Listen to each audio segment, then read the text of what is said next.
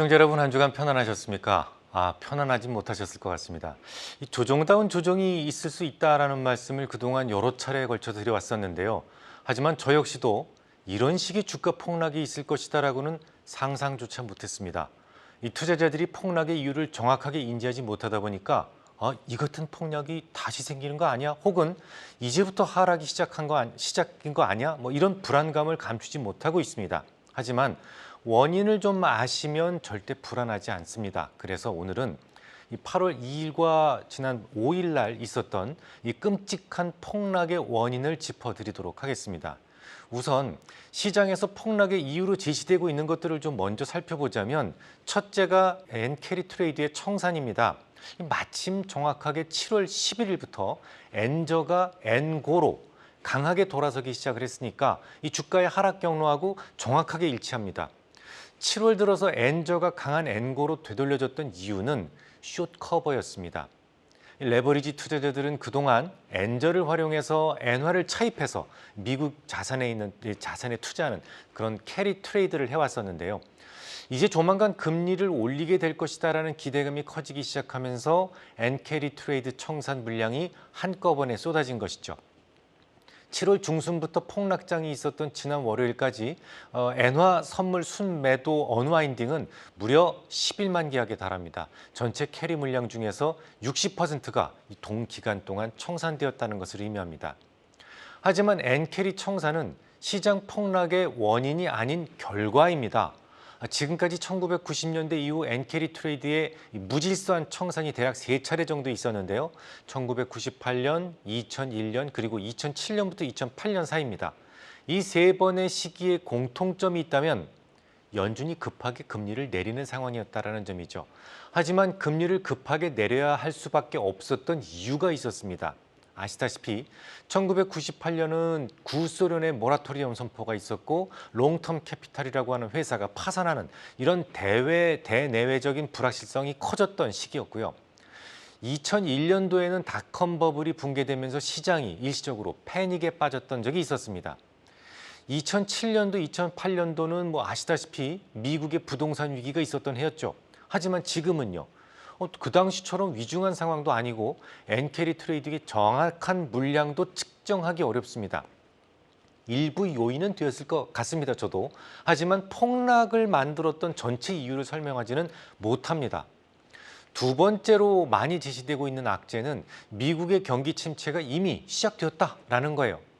하지만 그럼에도 불구하고 연준이 이에 대해서 적극적으로 대처하지 못했다라는 점도 주가 폭락의 이유로 제시되고 있습니다.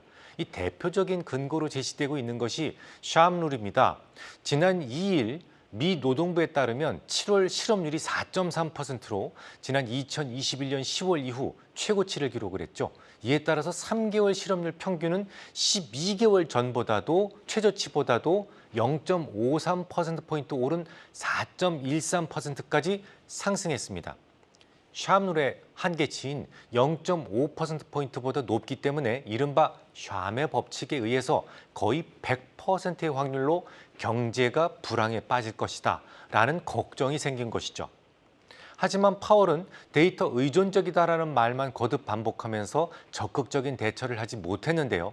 고용지표가 후행성 지표라는 점 때문에 고용지표에서 문제가 생기기 시작했다면 이미 대처할 수 있는 시간을 놓쳐버렸다. 그런 주장입니다. 하지만 말입니다. 달랑 하나의 고용지표로 딱 그날부터 경기가 침체에 빠진다. 이게 정말 가능한 일일까요?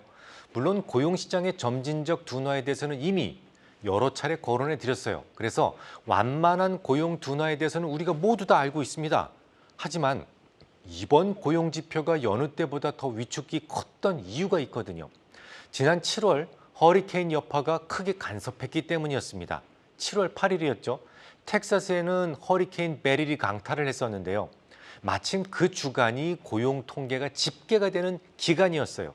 그 바람에 일시적 해고 건수가 지난 6월에 81만 3천 명이었던 것이 7월 지표에서는 무려 106만 2천 명까지 증가했습니다. 만약 이 숫자만 6월 수준을 그대로 유지했다라고 가정한다면 실업률은 실제보다 0.15%포인트 낮았을 겁니다. 그러니까 시장 예상치였던 4.1% 수준으로 나왔을 것이다라는 말이죠.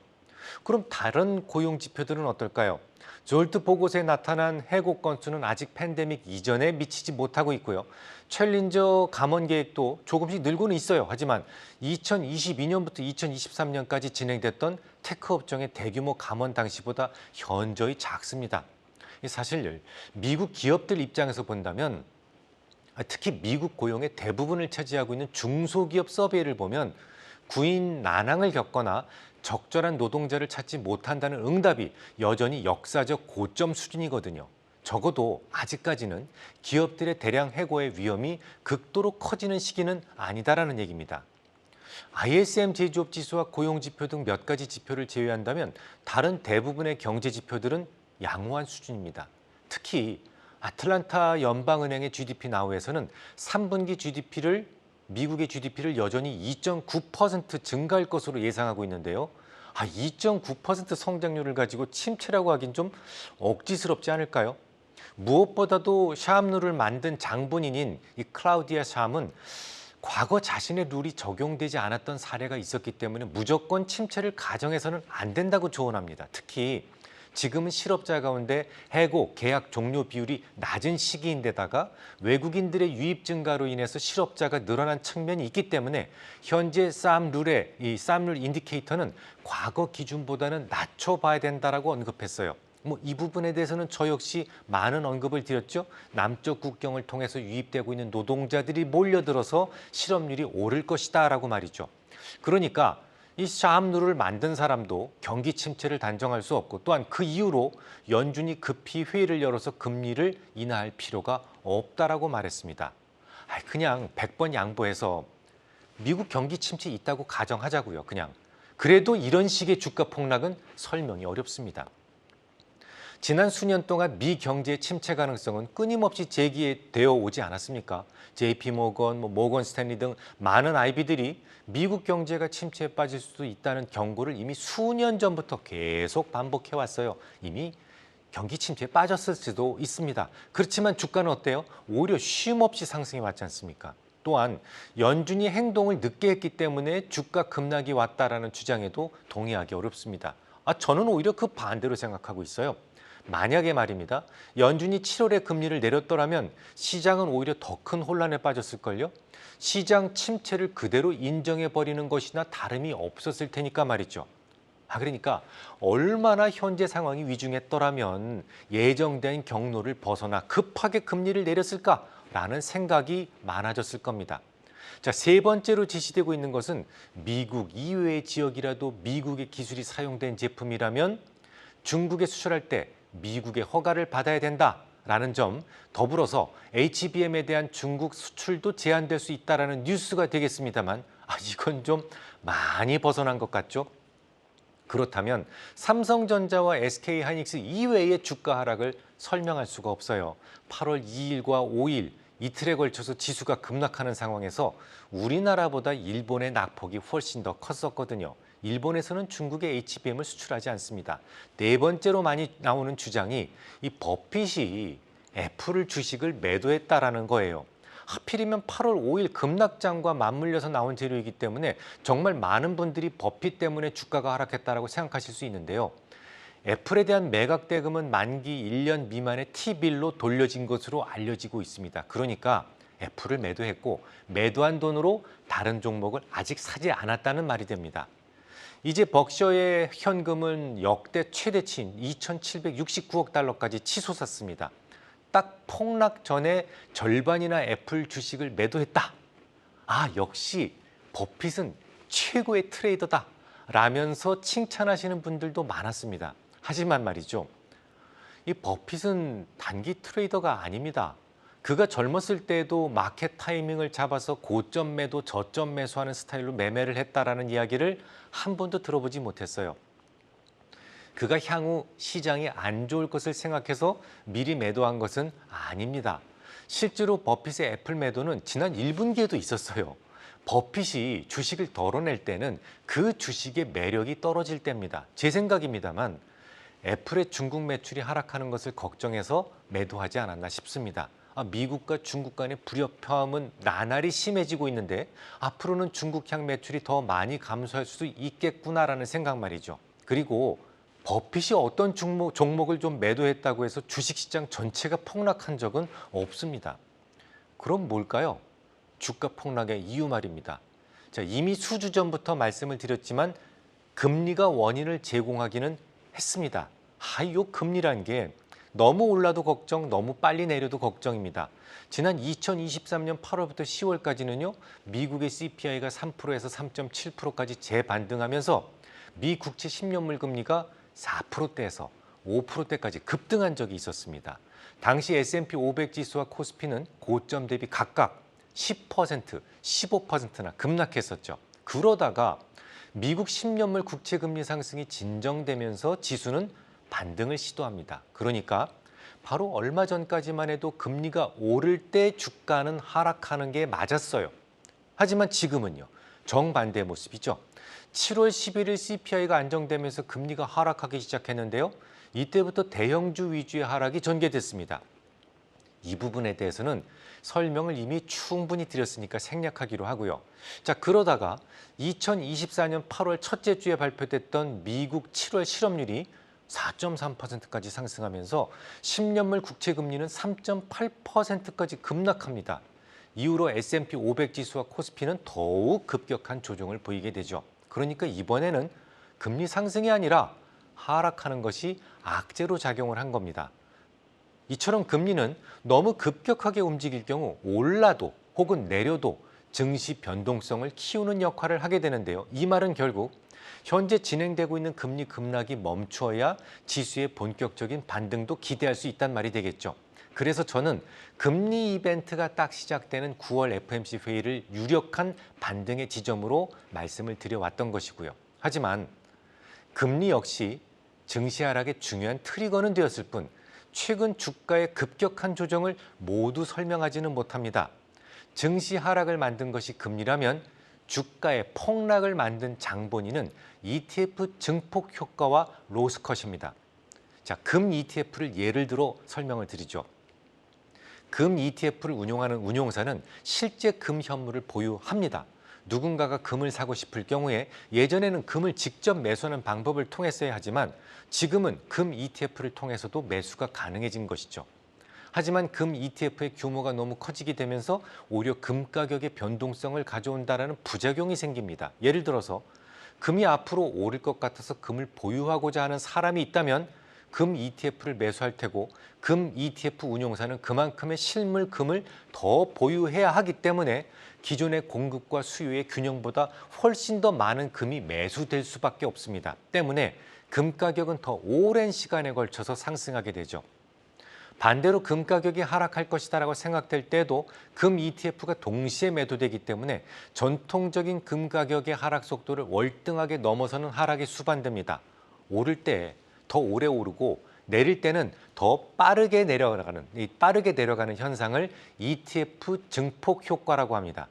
이제는 ETF는 어느 분야나 어느 업종이라도 모두 침투되어 있고 그 규모도 상당히 커졌기 때문에 시장 자체 변동성의 주요 원인이 되고 있습니다. 우리 종합주가지수도 마찬가지예요. 일본도 마찬가지고요. 주가가 오를 것 같으면 주로 주식을 매수했었습니다만 지금은 지수형 ETF가 있어서 200개 종목이 함께 매수되고 함께 매도됩니다. 주가가 상승하는 국면에서는 모두 매수가 되어 좋습니다만 하락하게 되면 호가 공백 같은 것들은 전혀 고려하지 않고 무지성의 기계적 매도가 주가를 강력하게 끌어내리거든요. 그러니까 과거에는 소형주들만 변동성이 컸었지만 지금은 대형주들도 변동성으로부터 자유로울 수가 없어요. 심지어 미국에는 빅세븐이라는 종목이 있죠. 엄청 큰 종목군들. 요 세븐에만 투자하는 ETF도 있습니다. 이 매그세븐을 모두 매수하는 것보다야 편리하겠습니다만 이들 주가가 오를 때는 빅세븐 ETF가 함께 매수를 하고 이들 주가가 하락할 때는 함께 매도되니까 그 진폭은 나날이 커질 수밖에 없어요. 실제로 엔비디아, 그러니까 목요일 새벽 엔비디아 어땠습니까? 4% 오르다가 5% 마이너스로 마감이 됐잖아요. 테슬라 주가를 한번 보시기 바랍니다. 이렇게 큰 종목군들이 마치 잡주나 逆전주처럼 움직이잖아요. 과거에 비해서 이 진폭이 오르내림이 매우 커졌다라는 것은 그냥 바로 실감하실 수가 있을 겁니다. 물론 ETF는 평상시에는 너무도 급한 하락을 잡아주는 역할도 합니다. 주가가 하락하면 매수하는 흐름이 생기기 때문이죠. 하지만 요 몇 년에 한 번 정도는 아주 고약한 조건들이 맞물리게 되는데요. 요즘처럼 뭐 중동 사태에다가 미국의 경기 침체 우려 이런 몇 가지 엔캐리 트레이드 청산 이런 몇 가지 악재가 집중되면서 나 조금 이따 매수할래? 지금 매수하고 싶은 생각이 없어. 요런 매수 공백 상태가 되는 상황에서 매물만 집중되는 현상이 발생하게 되거든요. 매수 효과가 사라진 상황에서 ETF가 무지성의 매도를 쏟아내면 하락 증폭 효과를 드러내게 됩니다. ETF 증폭 효과는 폭등보다는 폭락을 더 잘 만드는데요. 일단 지수가 상승하게 되면 난 이 정도 수익이면 만족해. 나 매도할래 라는 생각이 많아지게 되면서 이 상승하는 쪽에 반대되는 에너지가 대립하게 됩니다. 그래서 천천히 올라가죠. 하지만 하락할 때는요. 추가로 로스컨 물량까지 가세할 수 있어요. 일종의 프로그램 매물인데요. 어느 가격 이하로 떨어지게 되면 저절로 손절이 나가게끔 설계된 펀드가 있습니다. 그럴 경우 폭풍과 같은 하락을 만들어내게 되죠. 선물에서의 마진콜도 마찬가지죠. 많이 떨어져서 이제 이쯤이면 되돌아설 거야 그러면서 매수 포지션을 구축했던 펀드가 있다고 가정해 보죠. 주가가 하락에 깊어지게 되면 반대 매매가 나가게 됩니다. 또한 무서운 폭락이 전개되게 되죠. 그러면 이런 질문을 하실 수 있을 거예요. 나는 한 주도 팔지 않았는데 그럼 누가 지수형 ETF를 그리 많이 팔았느냐? 또 혹은 서킷 브레이크가 걸릴 정도로 급격한 조정을 했음에도 무차별 매도하는 사람이 도대체 누구냐라고 말이죠. 여러분과 같은 개인들이 팔지 않는다고 매도되지 않는 게 아닙니다. 지수형 ETF를 매수했던 개인 투자자들이 정말 단 한 사람도 매도하지 않고 꼭 잡고 있었다고 하더라도 지수형 ETF는 가격이 높은 채로 고고히 있을 수가 없습니다. 다른 지수 선물과의 가격 차이가 생기면서 차익 거래가 성립되기 때문이죠. 누군가는 떨어지는 지수 선물을 매수하고 고고히 높은 가격을 유지하고 있는 지수형 ETF를 매도하는 차익 거래 말입니다. 결국 지수형 ETF는 어쨌건 간에 누군가에 의해 매도가 되고 그 안에 있던 200개 종목이 한꺼번에 매도 물량이 나오기 때문에 지수는 물론이고 개별 종목들도 일제히 추락하게 되는 겁니다. 지금도 하루하루 새로운 ETF가 출시되고 있어요. 그만큼 ETF의 규모는 더욱 커지고 있기 때문에 앞으로 시장 변동성 역시 점점 커질 수밖에 없습니다. 급격한 조정과 지루한 상승이 이제는 일상이 되어버린 세상에서 우리는 살고 있는 겁니다. 그러니까 이제 적응하시는 수밖에 별 방법이 없습니다. 일희일비 하지 마시고 그냥 그러려니 하셔야 한단 말이죠. 이렇게 내려가다가 어느 순간이 오면 가격적 메리트가 생기게 되죠. 매수하는 힘이 생기게 되고 주가는 다시 오르게 되는 거예요. 현금이 있으신 분들은 이번 박앤세일 기간을 잘 이용해서 주식을 잘 장만해 주시고 현금이 없으신 분들은 그냥 컴퓨터 끄시고 휴가라도 다녀오시기 바랍니다.